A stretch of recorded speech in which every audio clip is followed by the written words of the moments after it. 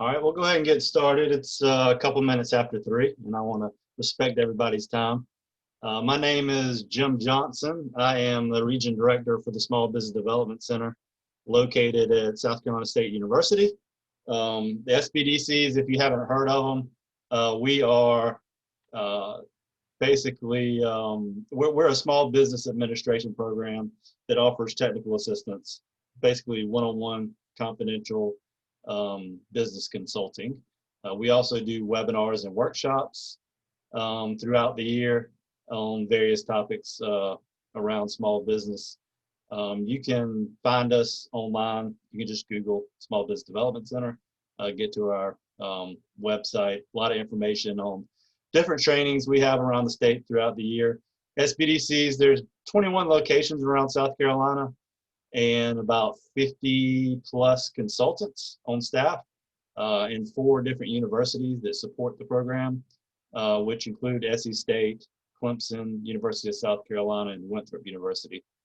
So those 4 have a consortium that support the program for the SBDC. So today we are talking about energy grants and incentives for small business. And I've been working, and the reason I'm doing this webinar is my office works strictly, for the most part, in rural areas. All the counties that we service, are 7 counties, are all rural counties.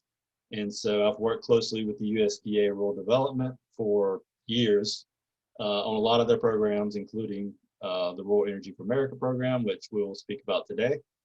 And they just do so much for rural areas. And I found that, I'm really able to help a lot of my clients access these programs. And this is one program I always enjoyed featuring because I think it's a great program and a good way to, save energy for your, save, on energy costs for your business and help the environment at the same time. A couple of housekeeping things before I introduce our first couple speakers here. One, type in any questions you might have in the chat box, and we also have a Q&A box, so you can really go for either one, whatever you feel comfortable with. Please mute your microphone, which I don't think you can unmute it unless I allow you to anyway, but and your camera is going to be automatically off when you enter the room. And everybody will receive a post-event survey. Please take a little bit of time to complete that survey because it's important. As you know, we try to use your feedback to plan future webinars and just get good feedback. So we'll send one of those out to you after this. And in addition to the survey, I will send this recorded video or webinar out to you as well.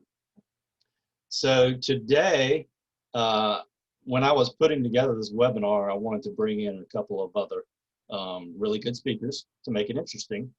I've met a lot of people in the environmental, industry, and really thought these folks that we have today would be good. So I was able to ask Anna Delage, who's with the South Carolina Department of Commerce, to come and speak to us about their recycling program and things that are being done at the Department of Commerce, the State Department of Commerce in terms of environment and whatnot. And also asked to be with us today, Mr. Rick Campana with the South Carolina Office of Energy.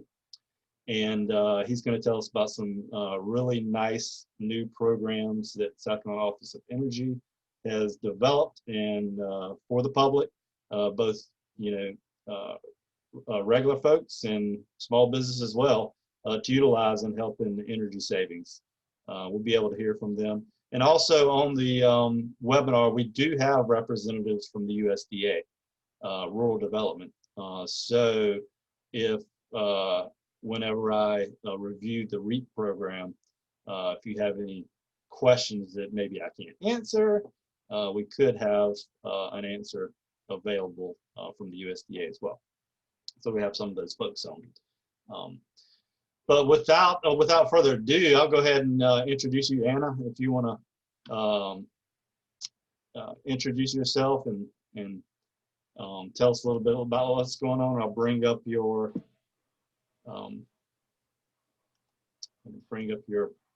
slideshow here. Well, perfect. Okay, there we go.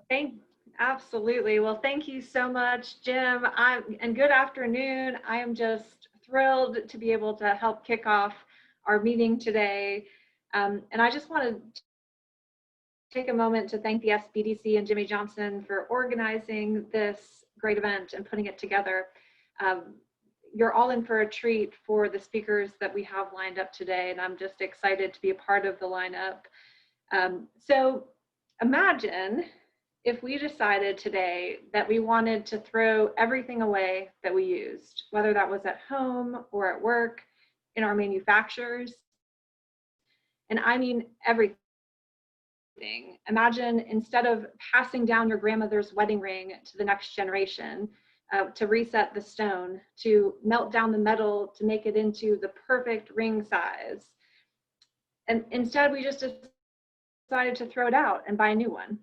That just makes my stomach curl. I don't know what it does for you, but because we know that there is a value in those precious metals, we know that there's a value in those stones, not to mention the nostalgia that is a part of grandmother's ring.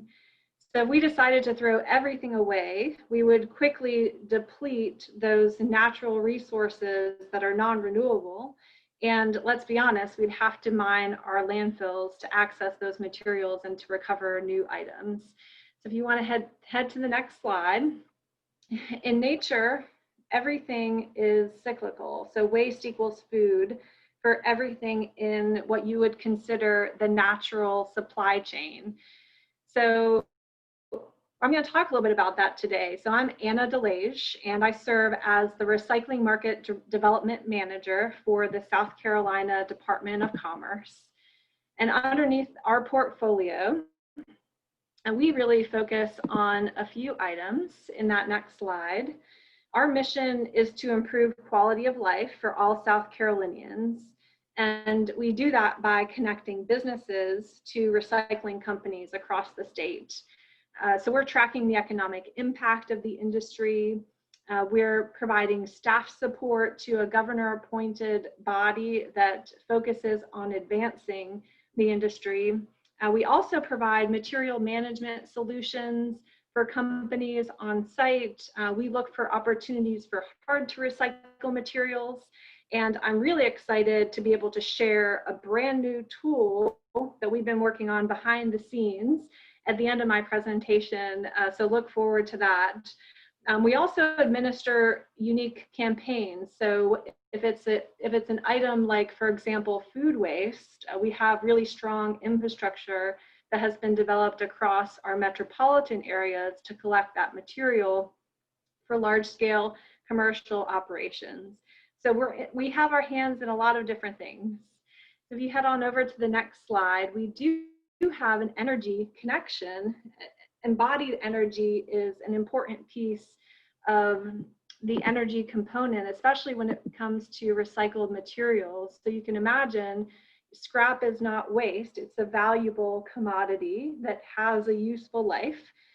So for example, the energy that is saved when you recycle that aluminum can, for example, 92% of that energy will come back to that product instead of having to mine the bauxite to get this material refined in the form that we see it in our aluminum can. And we have companies like JW Aluminum, and they are in South Carolina, and that want all the aluminum cans they can get their hands on, and they're making that fanned material that you see on your HVAC units, and they make a variety of different products. So the recycling component really does have an energy component, and you can see that for different various materials like copper, plastics, metals, steel, even cardboard. Interesting fun fact about cardboard. Did you know that you can recycle your cardboard 7 times over? So that cardboard box, the fiber can be refined 7 times over. So we talk about cats having 9 lives, but just think about your cardboard box having 7. I think that's just a pretty cool image. If you head over to the next slide, a little bit about us. So we have a team at the South Carolina Department of Commerce that focuses on recycling market development. We promote the economic impact of the industry, of course, as well as focus on job development and job creation. So you might not know that the recycling industry is a $13 billion industry in South Carolina, and it's made up of over 300 recyclers that contribute to that economic impact. So both consumer, post-consumer, and post-industrial recycling commodities have a home in the South Carolina recycling scene.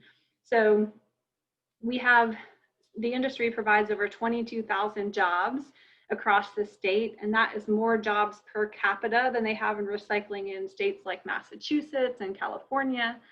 And for every 10 jobs that we create directly in the recycling industry, there's 14 other jobs that are created elsewhere in the recycling economy. So the multiplier effect is similar to what you might see in the automotive industry or the aerospace industry, which is pretty exciting. And I wanted to give you a snapshot, if you go to the next slide, on what our infrastructure looks like. So if you take a look at 1993, we had one recycled content paper mill, one water bottle recycler, 3 textile recyclers, and a glass recycler. That was Ball Glass in Lawrence. If you head on over to the next slide, you'll see what that infrastructure looks like today. So our industry has really grown specifically for end markets. You have 4 recycled content paper mills, starting off, of course, with our legacy Sunoco recycling, really kicking off that infrastructure. 10 PET plastic, or what you would consider your plastic bottle recyclers, that process those plastic water bottles and soda bottles and break them down and make them into new products that can go into the automotive industry, that could go into your t-shirt, your Savan men's pants. I mean, it's amazing what they've been able to do with this technology. And you'll see our glass recycler is a new investment that's in Buford. As of last year, we had a company called Glassworks, and they located in Buford, South Carolina. And they're making a variety of products, including air and water filtration systems and other innovations. So if we take a look at the economic impact of last year's investments, we had $50 million of investments.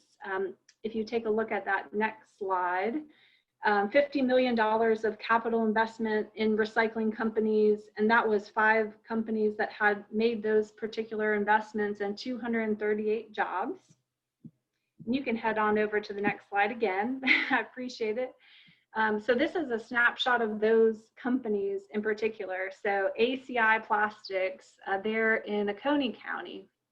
They are, if you look at the bottom of your water bottle, for example, there is a number inside of that recycling chasing arrow. So that number represents the type of bottle it is. So typically we have very strong markets for number 1 and number 2 bottles, PET and high density polyethylene, so your soda bottles and your milk jugs. But other containers have a little bit of a harder time to get recycled. So ACI has put in a sort separating wash line where they can separate these other types of plastics and make them into a pellet. And once they're in a pellet form, they can then become integrated into other markets for their supply chain. So as you can see, this is a phenomenal snapshot from last year. Of course, this year has been a little bit different for us, and it has been an atypical year.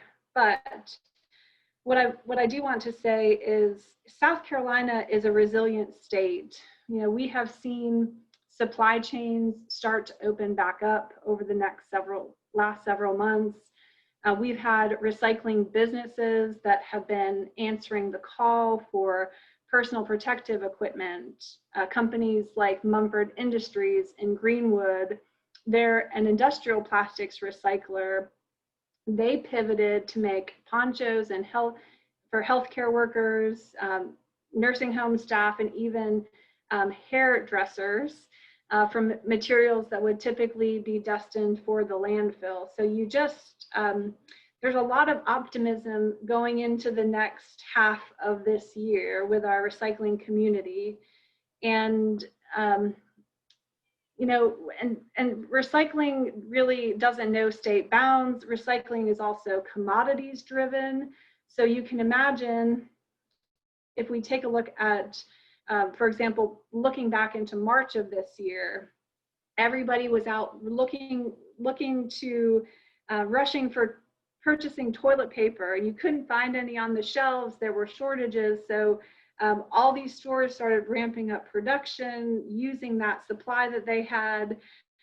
We had online shopping started to increase, and everything comes in a box, and essential items, all those essential items are coming in a box. So we had record highs for recycled content cardboard. So you just really never know what is going to happen. You know, recycling is truly markets driven. So those markets will go up and they will go down. But one of the things that I really wanted to share with you is this new tool that we've been working on behind the scenes. Our team has been creating a mapping tool and that connects businesses like you that are looking for recycling companies. Typically, you could call me up or you could call up the Department of Health and Environmental Control, and they would be able to connect you with some of these recyclers. But we realized that we needed to create a tool that was at your fingertips as a company. So when you're looking for a mixed paper recycler, when you're looking for plastics or metals or glass, that you can identify who is in your area that might be able to help support you. And so we have been working on this online mapping tool that will be available in September of 2020. And there is a little video. If you can click the video, we can start it, maybe. There we go. So imagine you're looking for a cardboard recycler and you're in Richland County. You can do that category search.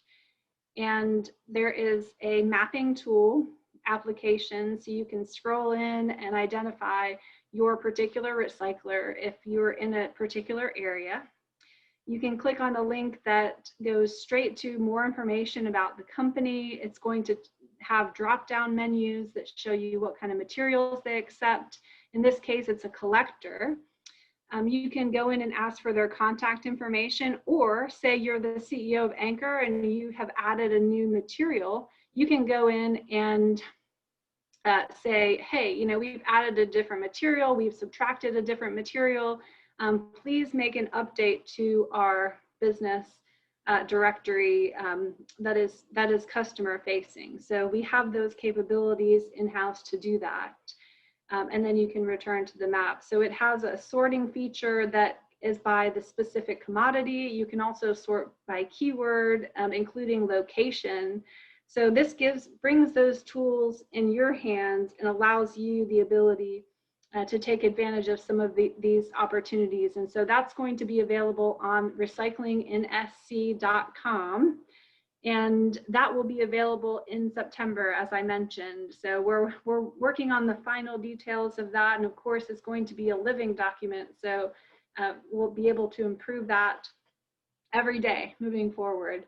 But this is a brand new tool that I just thought was important to share with you, especially with the timing of it coming out right next month. So we're really excited about it. And I'm hoping that this offers the ability to really advance the work that you're trying to do and make life easier for you with a no-touch entry, something that is easy for you to access on your own. And of course, I'm always here as a resource. I believe my contact information is on the next page, but I will also make sure, oh yes, and it's not easy being green, but we do it. we make it happen. But yep, there's my contact information, and I will certainly add that contact information in the chat for you as well, so that if you have any questions, we can make some of those accommodations. And feel free to connect with me at any point. So just again, another thanks to Jimmy Johnson, and I'll hand it right back over to you. All right, thank you very much, Anna. Always great information there on y'all's program. And feel free, like I said, y'all can use the Q&A or the chat function to ask any questions. Next up is Rick Campana. Rick, I'm gonna stop sharing here so you can grab the control of the screen. Rick is going to talk. Rick is with the South Carolina Office of Energy. He's going to talk about a few tools they have. All right, so is the presentation showing for everyone here? Yes. All right, so thanks for the introduction. Again, my name is Rick Campana. I'm an energy specialist with South Carolina Energy Office. If you're not familiar with who we are, we're a state government entity. We're housed within a larger state agency, the South Carolina Office of Regulatory Staff. But the funding for the Energy Office comes from the federal U.S. Department of Energy. They provide funding to energy offices in all 50 states as well as territories. And so we represent that here in South Carolina. And in the Energy Office, what essentially we do is we're here to promote energy efficiency, renewable energy, and clean transportation in South Carolina. So we do a lot of programs, trainings, financing programs, different things to you know, pursue those goals. And I'll talk about a few of those here today. So the first thing I wanted to lead off with is our Energy Saver tool. This is something that was just released this month. If you go to energysaver.sc.gov, that is where it's located. And what it is a lookup tool for South Carolina residents, both commercial and residential, to look up energy saving programs for those sectors. And this includes grants and loans, utility rebates, tax incentives, residential low income programs. It's not limited to any specific type of program. When you use this tool, you can also print and export the results. And I'm going to give kind of a quick little step-by-step process on the next slide of how it works. And then in addition to the tool, the website, energysaver.sc.gov, we have some tips on how to save energy. So it's also just a good general resource for learning about different types of energy efficiency technologies. So this is just kind of a basic walkthrough of how the tool works. When you go to the website, if you go to the Energy Saver tool, the first question it's going to ask is whether this is for residential or commercial, for your home or for your business. When you select either of those, the next question is going to be who your utility provider is, and you can just start typing them in, they'll pop up. So if you're with Dominion, start typing Dominion in, it'll pop up. If you're not sure who you're with, there is a link there to a map. You can see the utility providers by location in the state. Then once you've selected your utility provider, there will be some additional questions. If it's a business, it's going to ask for your business type. So if it's a private commercial entity or a public entity or a nonprofit. If you select residential, it'll ask some questions regarding low income program eligibility. And it'll also ask for your county as that factors into low income eligibility. And then it's just going to spit out a list of all the programs that would be available to a customer of that business or residential type with that utility. And you can print those results. You can also export them to an Excel or PDF file. And, like I said, this isn't limited to the utility program. So you'll see tax incentives that could apply. You'll see the Energy Office programs that I'm about to get into if they apply. So it's a really good kind of one-stop shop for all your energy efficiency, renewable energy incentives and other things. So to get into our energy office programs, we have a few different loan programs that I'll start with. So the first is Concert Fund Loan. Now, our different programs, they're geared towards different types of commercial entities. And so I don't know what types of entities we might have here on the call, so I just want to kind of briefly cover them. Concert Fund is available to nonprofits as well as any government entities. So that's going to include state agencies, school districts, colleges and universities, and local governments. And these loans are for energy efficiency projects, renewable projects, and clean transportation projects.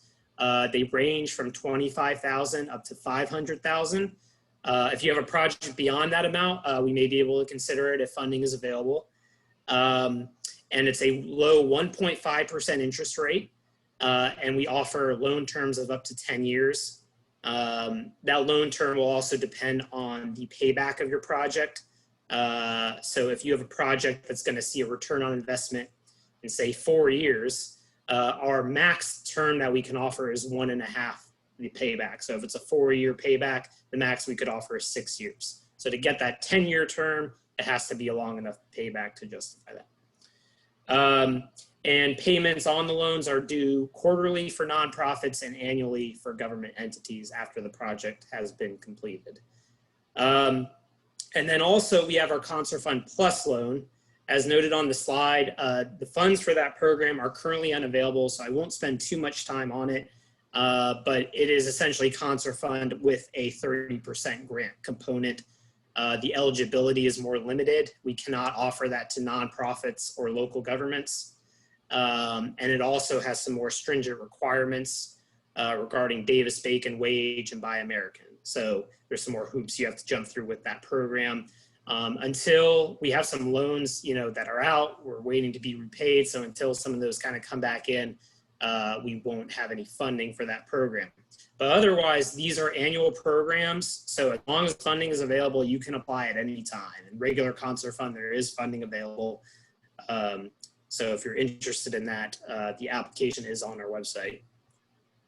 And also, all of these loan applications are subject to both a technical review of the project and a financial review of the applicant. So with the project, we want to make sure it's a good project that's going to have a reasonable payback. And then our financing group, they have to have confidence that the loan can be repaid. So they'll do a financial audit as well. Then also there is the Energy Efficiency Revolving Loan, or EARL. Now this is essentially the private sector counterpart to Concert Fund. It's actually available to all commercial entities, but mostly geared towards private sector. And this is actually offered by the South Carolina Business Development Corporation, very similar name to the SCBDCA. So a little confusing, but it's a different organization. But we work with them on this loan program. We do the technical reviews when they get an application. And we also help with the marketing and things like that. So if you have any questions about this loan program, I can certainly speak to it. Like Concert Fund, it's a variable interest, or excuse me, it's a terms of up to 10 years, but the interest rate is variable. It can vary, but I know that they try and keep it low, like around that 1.5% that Concert Fund is. And those loans range from $50,000 up to $1 million. And again, they can consider larger loans if funding is available. And if you're interested in any of these loans, if you go to our website, which is energy.sc.gov, on the left-hand side, you'll want to click Funding and Incentives and then Loans. And we have those links to then the individual loan programs. Moving beyond loans, we also have a mini grant program. Now this is has the same eligibility pool as regular Concert Funds, so nonprofits and any type of government entity. Now this is a competitive grant program with very limited funding. The grants can be as high as $10,000, so it's geared towards smaller projects. Now again, these are for energy efficiency renewable energy, and clean transportation. But we're also looking for educational or demonstration value in these projects. We want to have these projects that other people, other organizations can look at as models for their own projects, and we kind of try and find, innovative technologies. Obviously, we always end up with a lot of lighting retrofits just because so many organizations in South Carolina need efficient lighting, but we try and find more unique projects as well. Now, this opens at the start of each fiscal year, which is in July, and it's a very short application window. In fact, this year's has already closed. It was only open for about a month. And the reason is because we then have to review the applications, determine who we can give an award to, and then those projects have to initiate and be completed by the end of the fiscal year. So it's a very short time window. So there's a bit of urgency with those projects. So this year's window is already closed, but if you're eligible for this program, I would encourage that you start thinking about it before July of 2021, so that when we release the application, you're ready to submit your project. And then moving beyond our energy office programs, I know with the REAP program that an energy assessment has to be done. So I wanted to point to a couple of external organizations that may be able to help with that. The first is the Clemson Industrial Assessment Center, IAC, and they provide free audits for South Carolina businesses, as well as end user training for energy systems. So they do have some requirements. It has to be a US-based manufacturer, and obviously the facility has to be in South Carolina. It actually has to be located within 150 miles of the IAC, but my understanding is they include their Charleston campus. So if you're in 150 miles from Clemson or Charleston, you can qualify, if you meet the other requirements as well. So they essentially cover the entire state. And then there's also the requirement your yearly energy bills must be between 100,000 to 2.5 million. And if you're interested in that program, the link is available there. I'd encourage you reach out to them directly for that. And then also there is the North Carolina Clean Energy Technology Center, obviously based in North Carolina, but they offer their services here as well. So they offer customized technical assessments and energy audits. Now, I don't think their service is free, so you may want to reach out to them if you're interested in having an audit done. But they also are the Southeast partner for the U.S. Department of Energy's Combined Heat and Power Technical Assistance Program. And with that, specifically, they do offer no-cost qualification screenings and advanced technical assistance. So if you're interested in combined heat and power, they're a great resource for that. And again, their website is there if you're interested in contacting them. So if you have any questions, I'd be happy to answer them on this webinar. You can also contact me directly. My email and phone number are there. I'm still mostly working from home, but I'm back in the office on rotation. So if you can't get me on the phone, voicemails will go to my email. I can get back to you from my cell. So it's not a problem.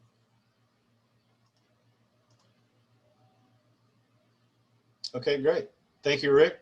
A lot of great resources. And again, I'll send these resources out in a follow-up email at the conclusion of this webinar.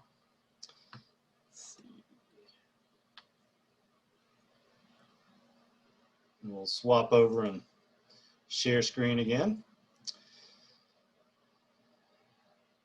Okay, so Rick just really gave us some really good resources, starting with energy here, the energy topic, and especially that new website they have where you can go find all the incentives, which, a lot of people are leaving money on the table, essentially, when they go to do a project.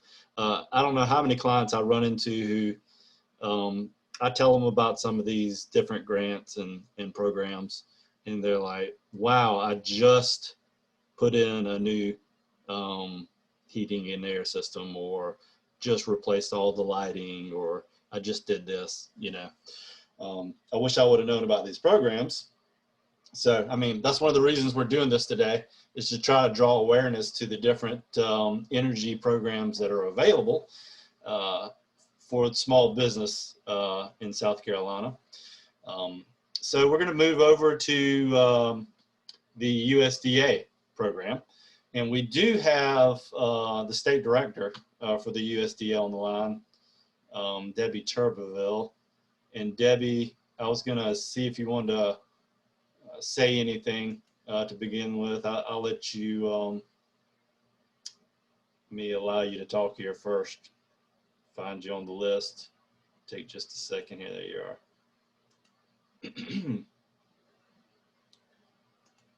All right, Debbie, did you want to say a few words before I get started on your program?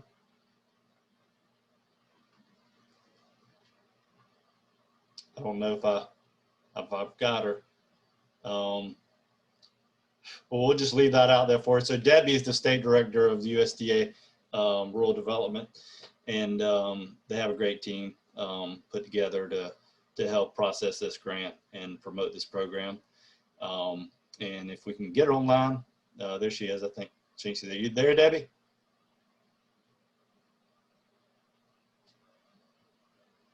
I know she turned her mute off. Hello. Hey, Debbie. Hey.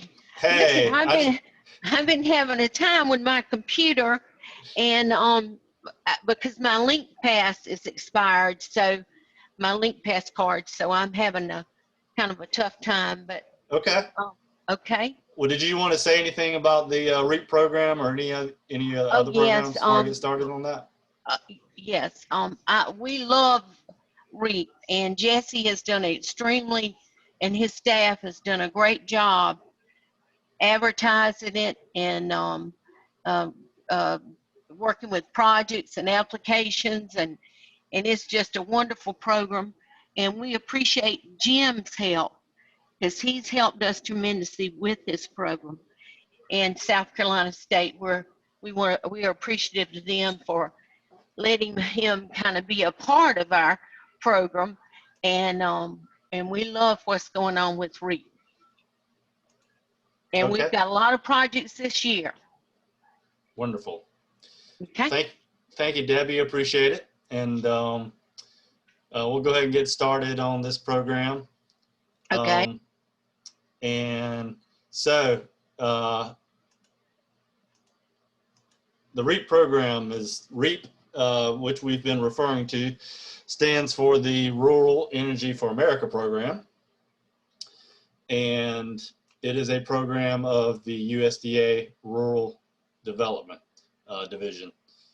So it's been a while it's been around for quite some time. I think it started, I can't remember the exact date, maybe been around for about 10 years, maybe a little less. Basically, the REAP includes both grants and loans, which are available for installing energy systems and for energy efficiency improvements. So the whole idea around this is obviously energy savings and environmental impact improvements. So it's a really great program. The USDA is a huge funder in the rural areas, and it's just something that I have found has been real helpful for a lot of my clients. So one of the first questions that you have to ask yourself, and is a series of questions that you're going to have to ask before you decide whether you want to proceed with submitting this grant. And I'll basically give you the same spiel that I give most of my clients in terms of grants, because we get calls almost daily, from people who own small businesses that are looking for grants. And, there are definitely not a lot of grants out there for starting businesses. So the government or other foundations and people who offer grants just don't always, they don't give money for starting businesses on a regular basis. You can do business competitions and things like that, but not a whole lot of grants out there for starting businesses. But there are grants for special purposes, and generally, it's mission driven. They're trying to promote some aspect. So in the case of this grant, they're trying to promote clean energy, energy efficiency, savings, through energy, and, helping the environment. But grants in general take time and effort. So you really have to measure the amount of time that you're going to have to put in writing this grant, collecting all the data, doing the things that you need to do to submit the grant. And sometimes in some grants, that could be 100 hours of work. Other grants, maybe a couple hours of work. This particular grant, it's mostly, and I'll go through the grant application, but it's very technical, and it's mostly gathering information about your project. And there is one component with the energy assessment and audit that Rick mentioned that you'll have to have. So there's definitely some hoops you have to jump through. So it's not something you want to start at the 11th hour necessarily. It might be tough to get it in because you'll have to get a lot of information together, which we'll go through. So who's eligible? This is a USDA product. So obviously any agricultural producers are going to be eligible, but keep in mind that your business has to be at least 51%. 51% of the revenues have to be come from agricultural production. So basically, you need to be a farm, Schedule F, or depending on what type of entity you are, you need to have that agricultural production. Pretty easy to identify. The other is rural small business. And you may think, well, I'm not rural, but don't discount yourself quite that quickly because you might be surprised, especially in South Carolina, you may be in a rural area and you didn't even know it. There are actually, I'll show you shortly here, there's a USDA map that you can go to. You can type in your address and then it'll tell you if you are in an eligible USDA area. Because, the map kind of goes in and out of some of the, bigger MSAs, Columbia, Greenville, Charleston. So you might be right there on the border and you might be eligible. So it's worth looking into. As far as the rural element, the small business element aspect is, the SBA standard for a small business is, companies under 500 employees. So that includes, that's about 90-something% of the businesses in South Carolina. So it's a good chance you would qualify. There's other parts to that small business. I mean, in your revenue, there's a revenue component. But there's rule of thumbs that we can go through, and then if you feel like you're eligible, you kind of proceed from there. So the first part of the REAP grant is figuring out, well, am I an eligible entity? So farmer or rural small business. So what kinds of assistance are available in this program? There's the rural renewable energy systems and energy efficiency improvements grants and guaranteed loans.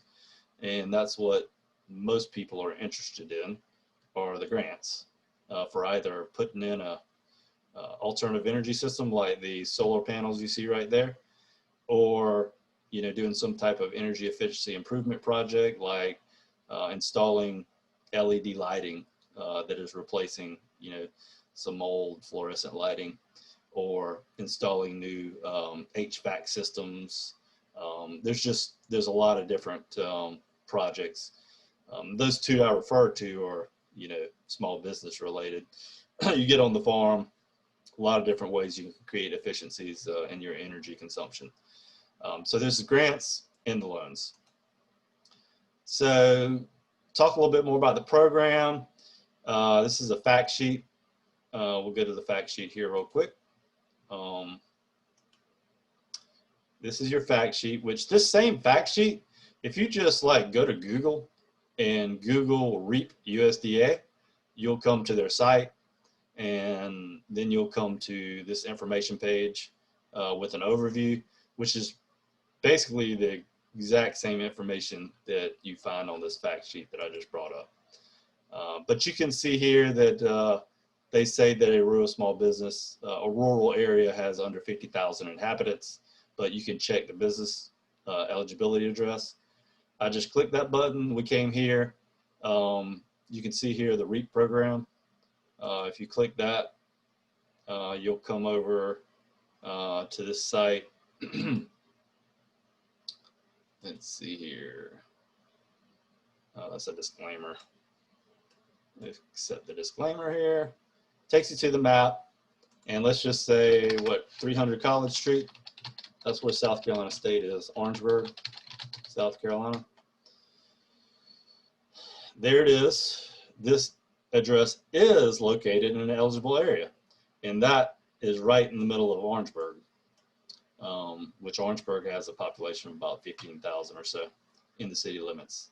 So you can easily find out if you are in an eligible area and you're considered rural by going to that site. Let's see here. So yeah, this is a neat little page you can go to that kind of gives you the highlights of the information, and definitely can check that out. Let's see here, and we'll also beginning October 1st, the program will be streamlined under the One RD Guaranteed Loan Initiative. You can get some more information on this One RD Guaranteed Loan Initiative. Basically, it's a way for the USDA to streamline their process and make things faster and more smoothly and efficient during these times to basically try to get the money out to you faster. So this another program they have that falls within the REAP is the Energy Audit and Renewable Energy Development Assistant Grants. This, as was explained, you'll likely have to have either an audit or an assessment done or completed to submit the grant. And an audit, costs money. You're not going to get a free audit because it's pretty in depth and very detailed, and it's fairly costly, but they do have grants for that. So if you know you have a project coming up and it's something where you can extend, the deadline out or the project line 6 months or something like that, you can go ahead, you can submit for the grant to get the audit, and then you get the audit results, and then next cycle you submit for the REAP grant to have the project funded. Well, I'll talk a little bit more about audits later, but just want to let you know there is a product out there that grants funds to cover these audits, and they have a fact sheet for this one as well, where you can get more information. Okay, so how may the funds be used? You can, one of the more popular ways to use it is for energy efficiency projects. Lighting is what I've seen mostly, especially in grocery stores, manufacturing plants, where you have just a ton of lights, a lot of square footage. You have the old fluorescent lights, and from what I've seen, putting in LED allows for considerable savings from your lighting bill. So very popular, pretty straightforward project. Heating and cooling, HVAC, y'all know, anytime you're swapping out your heating and cooling units, you're probably going to get almost 99% of the time a more efficient unit, because the SEER ratings have just gone down, or gone up, I should say, because of industry standards. So you're you know, save a lot of money by putting in new heating and cooling units. You know, and in conjunction with that, insulation. I've seen insulation projects, you know, that can cause energy savings. Ventilation projects, fans can be installed, automated controls. A lot of the lighting projects that I've seen are coupled with automated controls.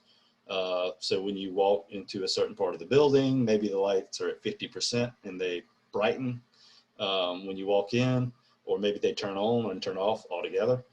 A lot of different things that you can put in. Some great projects that can be funded there.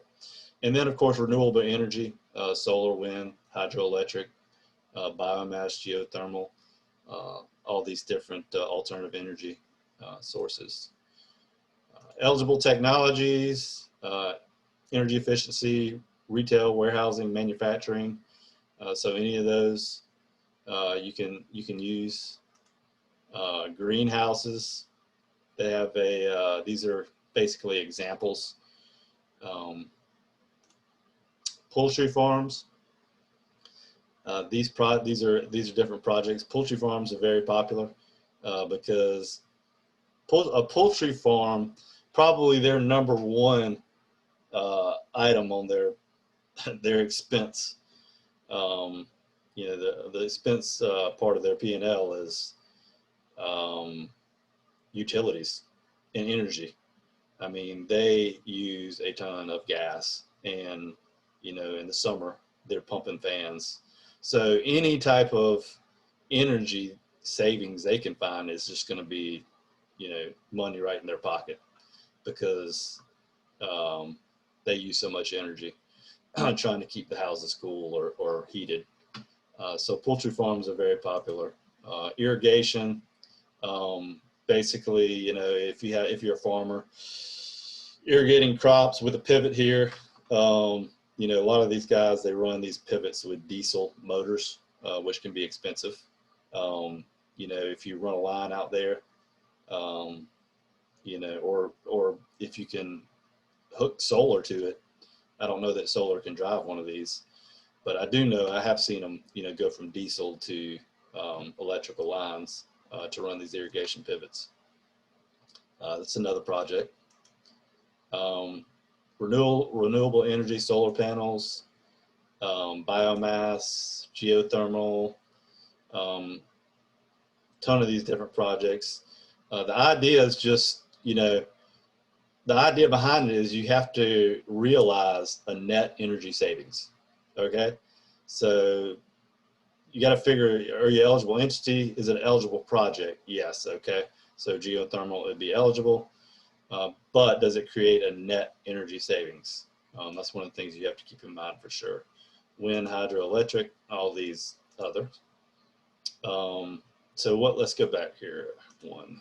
So what funding is available? I'm going to go back to this sheet.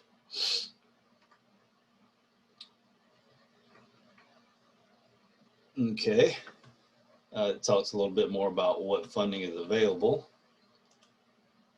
Let's X out of these.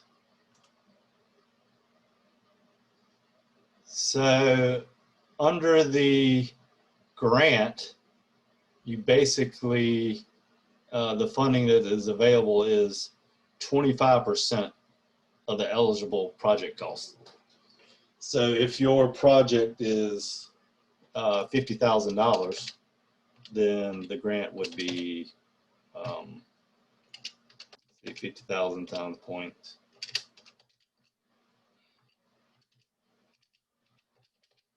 Times 0.25, $12,500.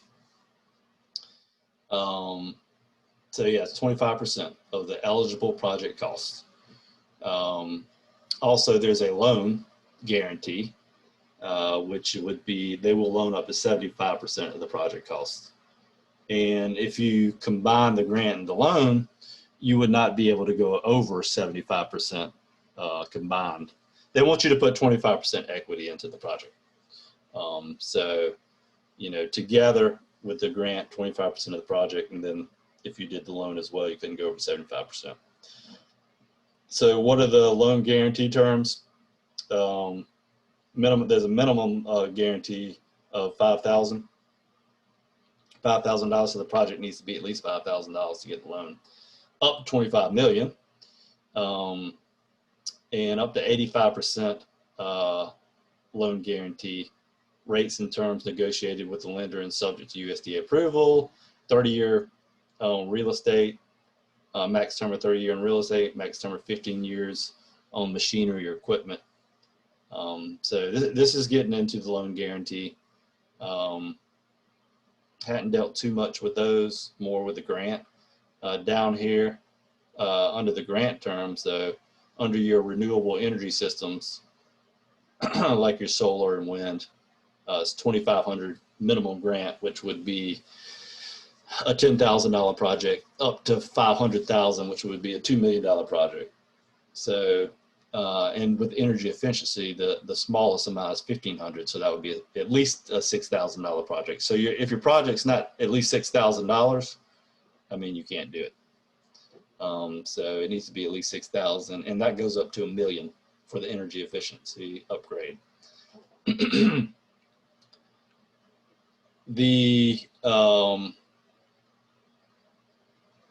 Also have up here, we talked about some projects. This is a list that they sent me on some of the projects that were funded to give you an idea of what USDA has funded. So these are some loans that they funded through the guarantee program. And if we come down here, these are the grants.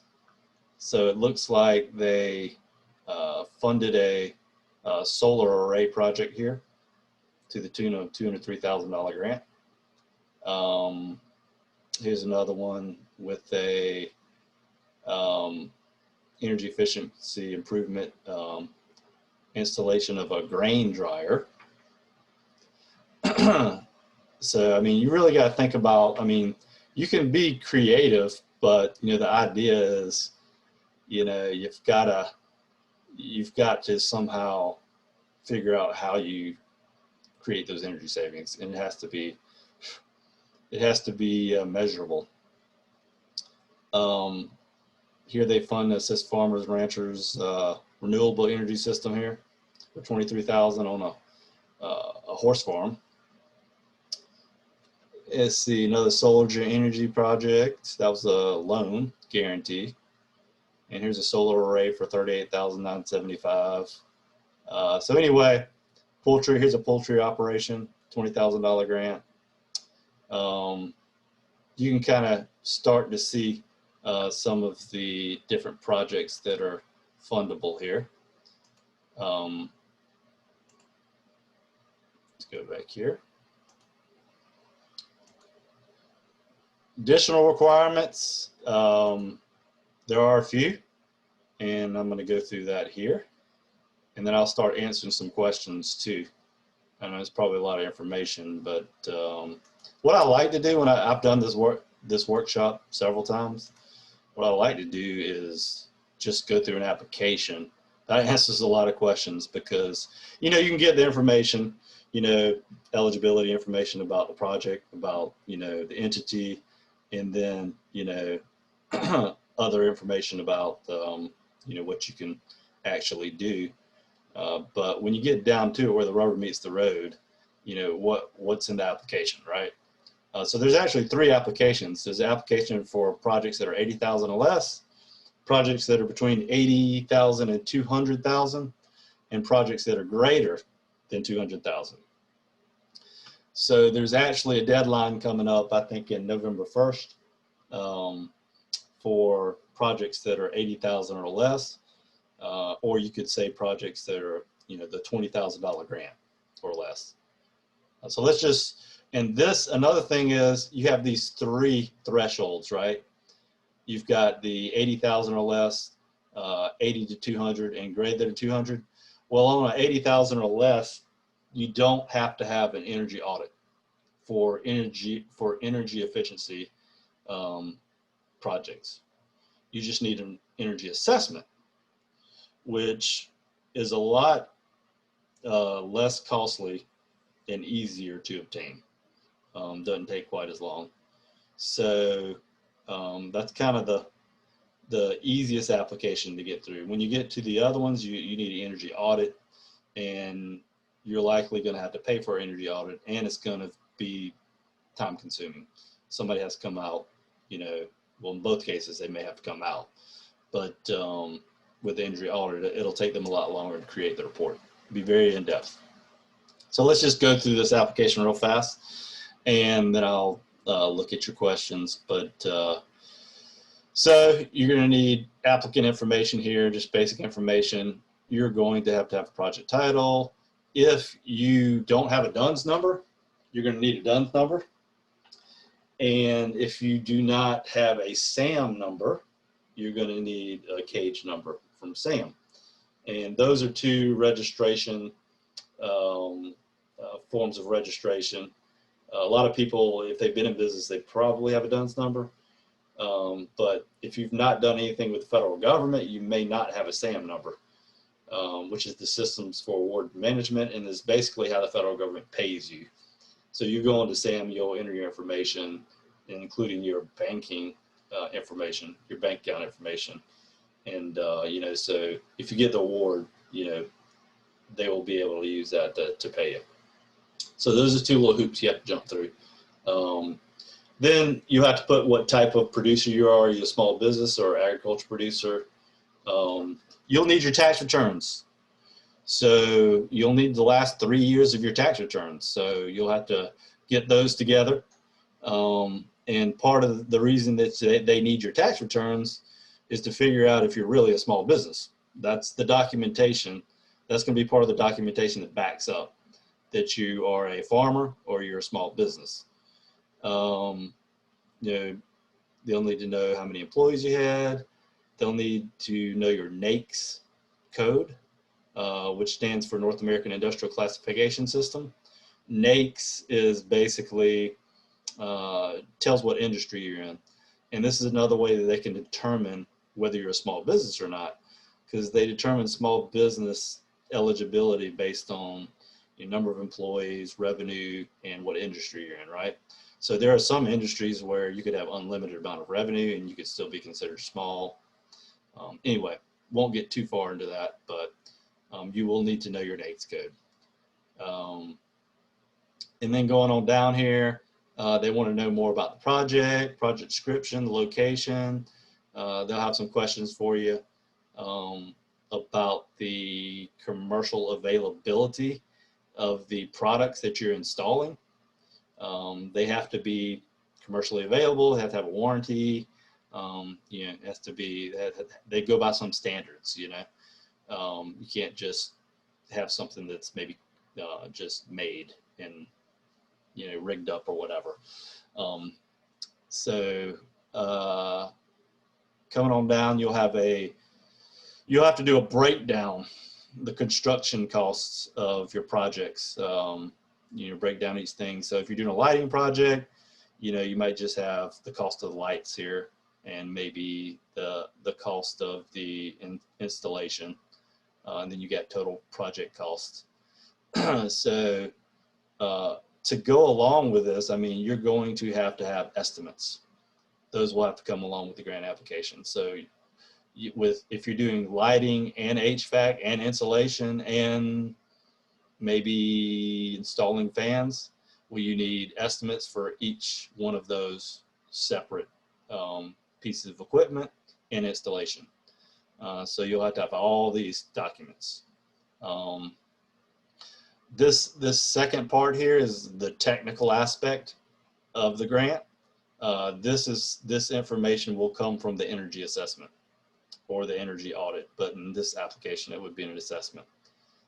So you'll need to get this information together. And Rick mentioned the fact that Clemson does free assessments and audits. Of course, that's that was very small cross section of people that they would work with, which included manufacturers with big light bills. So if you're a small business or farmer, you're probably not going to be eligible for that. But Dominion does do energy assessments, but you're not going to get them to come out anytime soon because of COVID. They're not coming out until after mid-September to do any assessments. That's the last I heard, at least. Depending on who your energy provider is, whether it's Duke or Dominion, or you're in a cooperative area or municipality, you just really need to call them and say, hey, this is what I'm trying to do. Can you do an assessment for me? Do you have an engineer, qualified engineer on staff, you know, that can come down and help me? In which case Dominion does, and some of the cooperatives do, and some of the municipalities you just have to ask them. But that's something you're definitely going to have. And you could always hire a third party qualified individual to do it.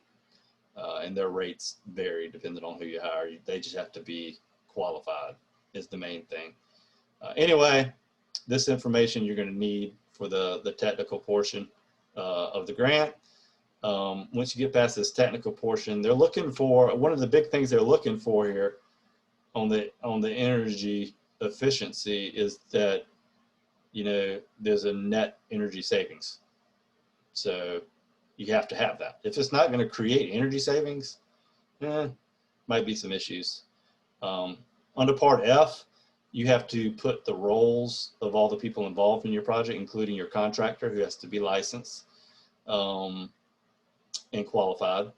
You also have to put the role of your energy assessor or auditor, and they have to be qualified. And some more, this is more along the lines of the renewable energy systems. Some questions that they would ask, more the technical parts that come from the assessment as well. And you have to answer some questions about, you know, conservation, public health, environment, how it impacts these aspects. Another thing that pops up that people don't think about that I work with is this project has to be paid for in advance. So you have to be able to show that you have the funds to pay for the project. Now, the way you do that is you can show them a bank statement. Like if the project is $10,000 and you're trying to get a $2,500 REAP grant, you need to show with a bank statement that you have $10,000 in your account, or you need to show that you have a line of credit for at least that much, or you need to show some access to funds that, you know, shows that you are able to pay for the project. And here, you know, when you submit the application, then you'll have to submit, you know, your source of funding. You could go to the bank and get a loan too, and then you get a letter from the bank saying, you know, you've been approved for the loan for whatever. A lot of different ways to do it, but you have to, you know, include this documentation with your application that shows that you have the money. A lot of people come in thinking that, you know, they would get the grant funding and then do the project. Well, that's not the case. You have to pay the project first, then it's reimbursed later after the project is completed and inspected. So basically, yeah, that's always a big part of it. Another thing is you can't, and I run across this too, like I mentioned, I come across people who they already did the project, you know, the project's already been completed, and then they are like, oh, I missed it, or can I still do it? I was like, no, you can't do it. You have to basically, you need to get this grant completed and submitted and in the hands of the USDA, and they time, date, stamp it, and they've received the application. After they've received the application, then you can start the project. They take applications year round, so you can put the application in any time, but they only have 2 deadlines a year, one in 1st of November and the other one's at the end of March, I think. So they will review these applications a couple times a year, but you can submit it anytime, and then you can start your project anytime after you submit the application. You're not guaranteed, you know, of course, that you'll receive the funding or the grant from USDA, even if you submitted your grant, but, you know, you have to do it. You have to submit it before you start your project. If you wanted to, if you needed the grant for whatever reason, or you wanted to know that you were getting the grant before you started the project because maybe it gave you a shorter payback period, then basically you just have to wait until they make the allocation and basically say, hey, you've won the award, which could be, if the deadline's in November, it could be the first of the year. But they got this new streamlined system, so it could be quicker. Could be a lot faster now with this new streamlined system. But yeah, you would have to wait for them to come and tell you that you've won the award, and then but if you if you want to be certain, right?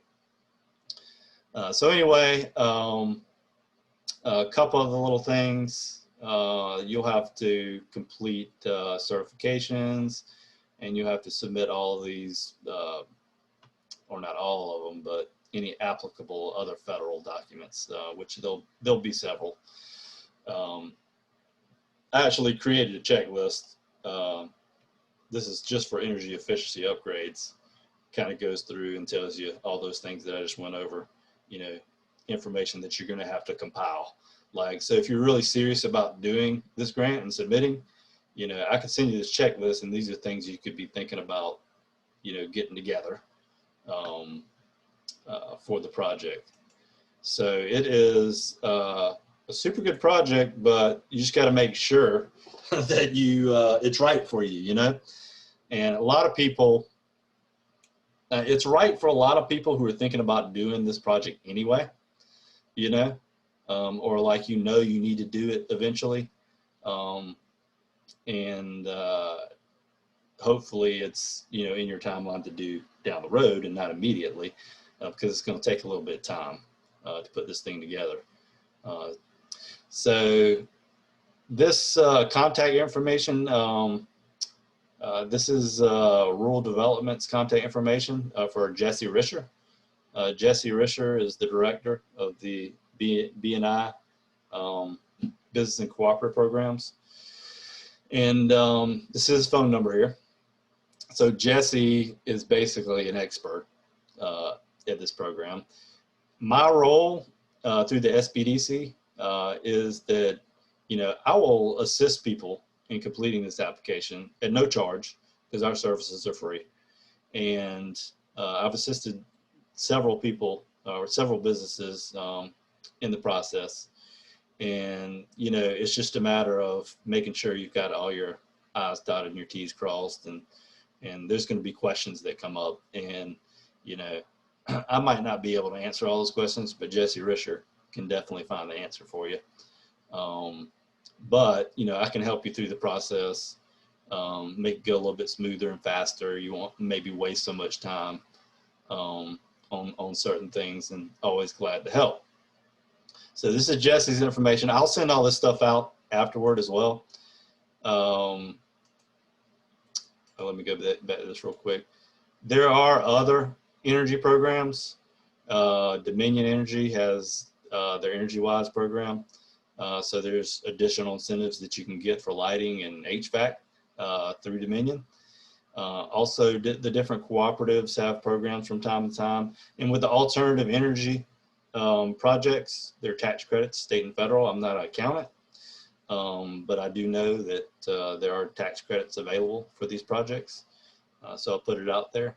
And that South Carolina Office of Energy site is probably going to have a more extensive list of energy incentives and grants and things like that than I've put here. So let me get to some of y'all's questions. Let's see. First question is, can you get utility incentives and REAP on the same project? Yes, you can get both on the same project. You can stack these two incentives. Maybe an issue if you're doing multiple federal incentives, such as, EQIP through the NRCS has energy efficiency grants as well. You would not be able to do two USDA grants for the same project. Federal government usually doesn't like that. But you should be able to get the incentive from like Dominion and from the REAP project. Also, does the grant go off total project price or net rebate? It goes off the total project price. So if it's going to cost you $100,000 to install a new lighting system with automation and the bells and whistles, you know, and that includes installation, you would get $25,000 grant. If they deemed all those eligible, all the cost eligible. So yeah, it goes off the total project price and not like a net rebate price. Let's see, got any other questions? Oops.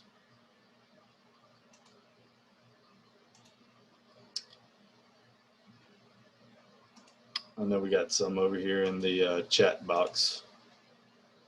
I'm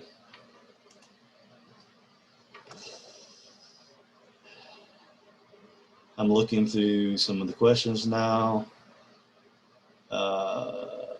Rick did say Dominion's offering small business assessments again for lighting and refrigeration. Some of their residential programs are still limited due to COVID. Yeah, and like I said, Dominion does offer those assessments.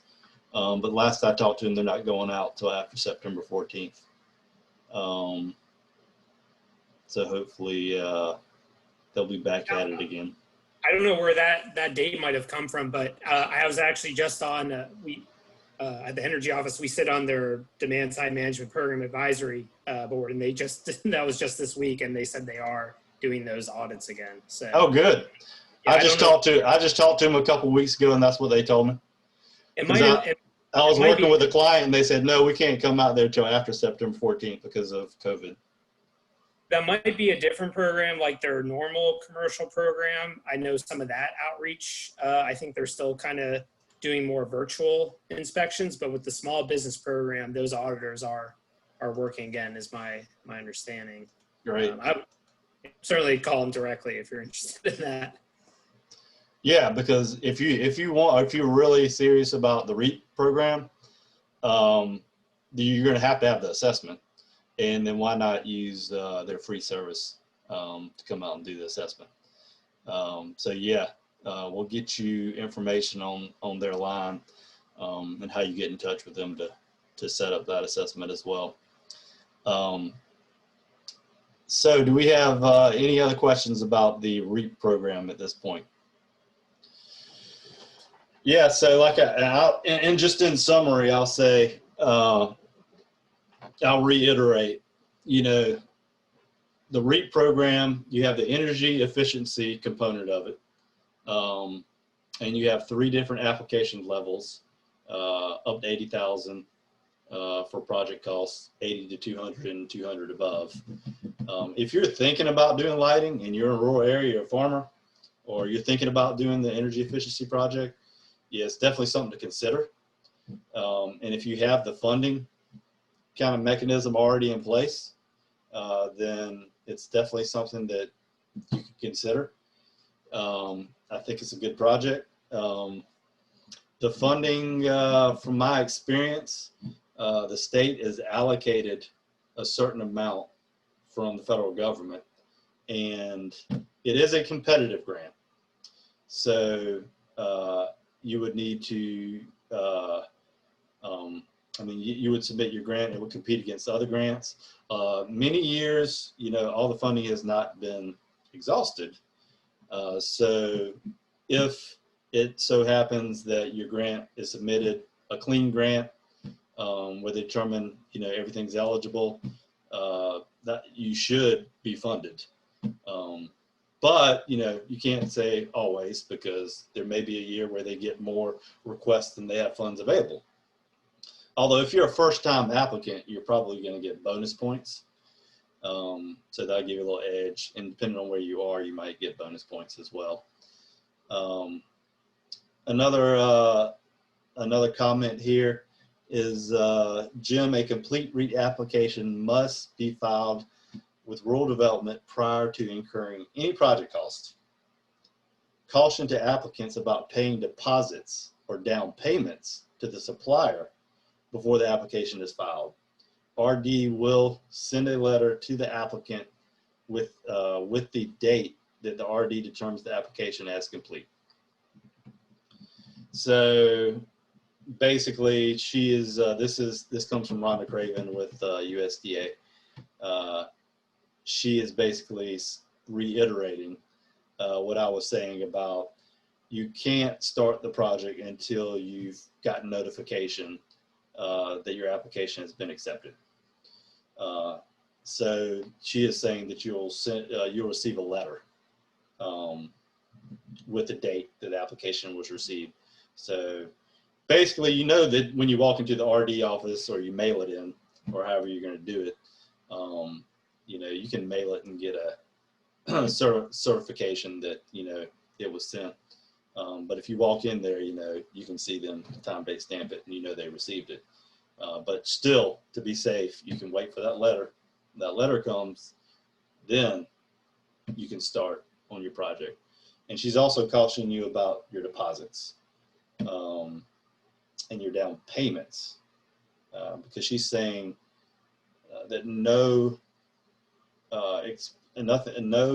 expenses can be incurred prior to filing the application.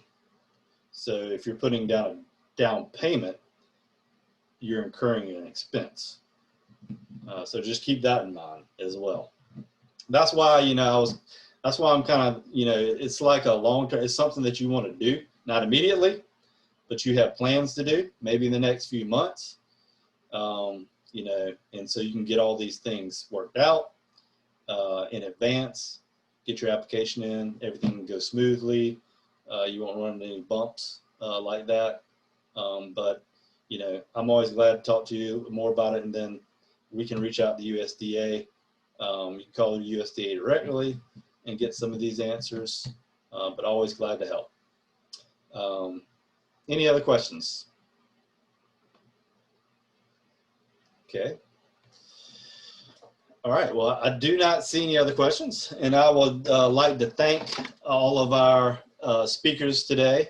Anna DeLage with the South Carolina Department of Commerce, and Rick Campana with South Carolina Office of Energy.